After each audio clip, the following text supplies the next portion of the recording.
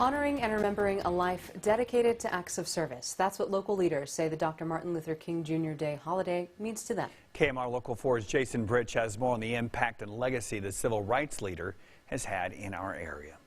When Amarillo Branch NAACP President Patrick Miller thinks of Dr. Martin Luther King Jr., I think of someone who was a true servant leader, who really exemplified what it meant to be a servant leader, and someone who was willing to give all and absolutely, inevitably paid for his life of service in a way that, was tragic, yet legendary. Dr. King was assassinated back on April 4th, 1968. But his legend, Miller says, continues to live on. Because the spirit within us to continue to march forward, to continue to press forward, and to demand that social injustice is addressed through social justice. Miller says that Dr. King was someone that we should be able to honor and recognize on this day through acts of service. Those acts of service include the installation of smoke detectors for residents of the North Heights neighborhood this past weekend with the help of several area organizations. But Miller says the service has to extend beyond that. With this being such a consequential election year, a midterm election cycle, but obviously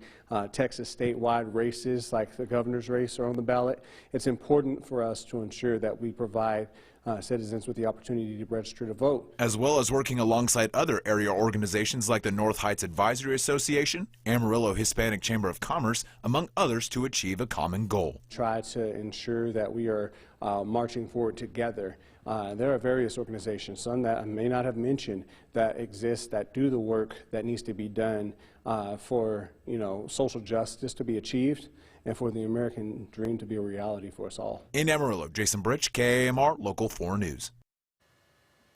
As part of those acts of service that Miller mentioned, they'll be holding a local candidate forum that will serve as the background to their voter registration effort.